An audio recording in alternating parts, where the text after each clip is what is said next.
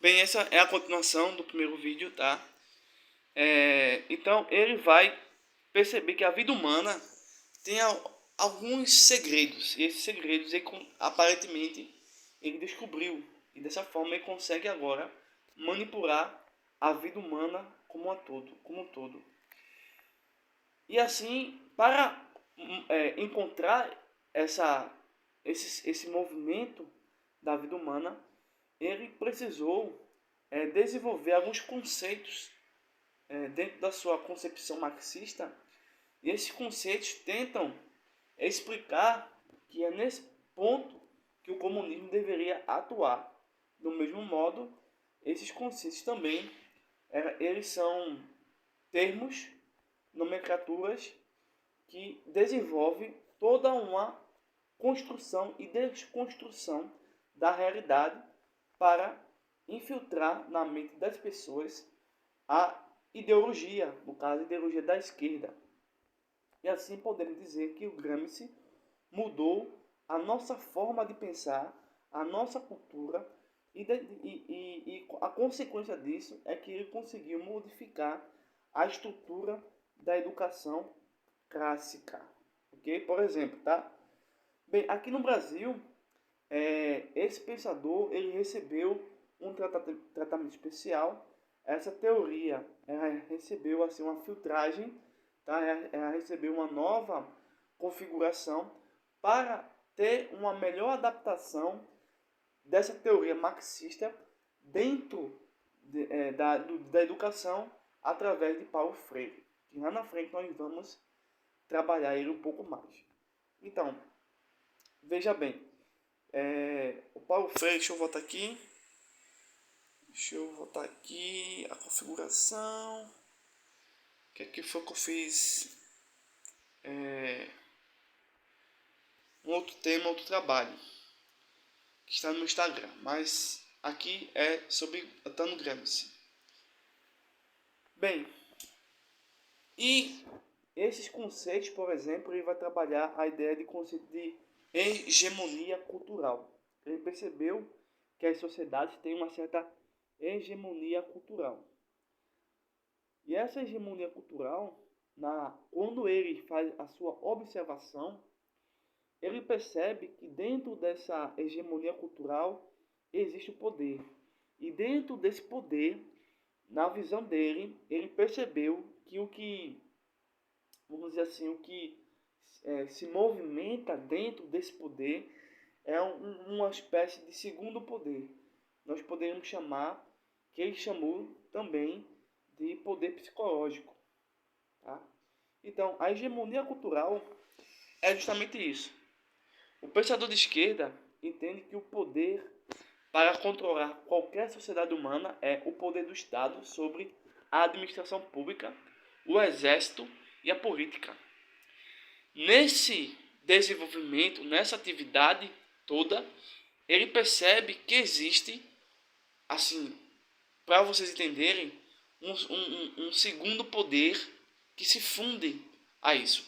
E nós podemos chamar esse segundo poder de poder psicológico, que é o poder psicológico das massas, que antes era visto como uma coisa só. E a isso foi chamado de hegemonia, ou hegemonia cultural. Ou seja, o verdadeiro comando de tudo era o domínio psicológico das pessoas. Ou seja, a sua forma de ver, a sua forma de sentir, a sua forma de pensar. Isto é hegemonia cultural. Por exemplo, vamos fazer o seguinte. Vamos pegar uma mulher que é, vamos dizer assim, seguidora da Bíblia, e a Bíblia condena o aborto, ok? Então a visão dela, inevitavelmente, será a Bíblia. Porém, se essa mulher encontrar alguma tragédia em sua vida, algum distúrbio, alguma provação muito forte, isso pode modificar a sua concepção em relação à Bíblia, a forma de ver o mundo. Ou seja, se essa mulher tiver contato dia após dia com, por exemplo, com uma doutrina que apoia o aborto, e se isso tiver um alcance mental, essa pessoa acaba apoiando o aborto. E a Bíblia, a sua fé, é deixada no esquecimento, no vácuo. E daí temos a origem da fé revolucionária. Um outro tema, muito extenso, mas isso é para vocês entenderem. Ou, como George Orwell fala, sobre o duplo pensar. Então, uma pessoa que consegue, de uma forma abominável, pensar que o Sol não existe.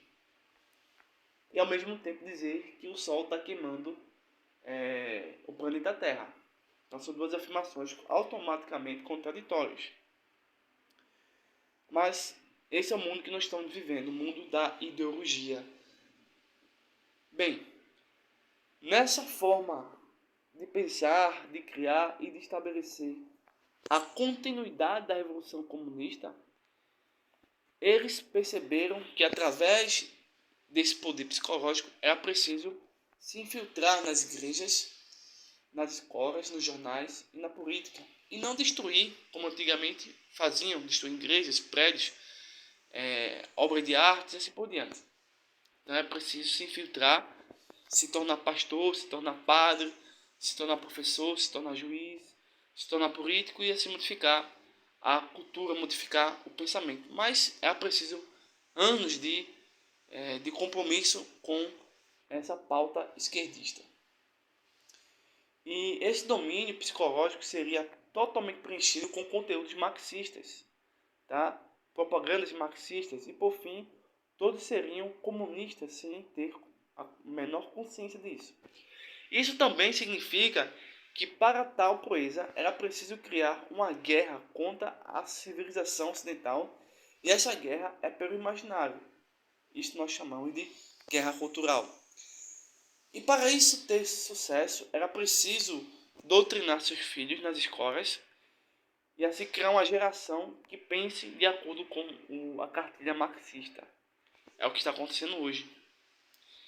E nesse ambiente, todas as crianças iriam aprender tudo que é sobre ideologia.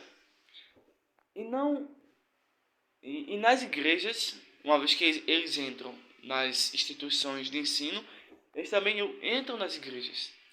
Eles usariam a Bíblia para evangelizar os ignorantes. Daí você pode ter, aparentemente, uma fé revolucionária que se une a uma certa teologia. Assim, os novos comunistas acabam com a fé em Deus e passam a ensinar que o ser humano é apenas um produto do meio. Os novos comunistas não usam foice e nem um martelo e não passam a sua vida toda matando pessoas, nem levando para o campo de concentração e nem para os gulags. E dessa forma, ele desenvolve outros conceitos, como por exemplo, o conceito de escola unitária. Basicamente, seria a união do ensino escolar com a prática do trabalho para formar o proletariado.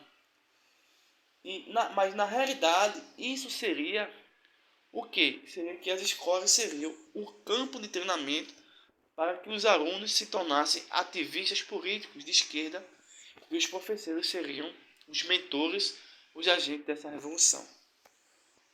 Por fim, espero que esse pequeno vídeo consiga abrir sua mente e até o próximo vídeo. Para finalizar, tem uma frase que diz a seguinte: o Brasil tem muitos alunos, mas poucos estudantes. Então, se você gostou, deixe seu like, forte abraço e até o próximo vídeo.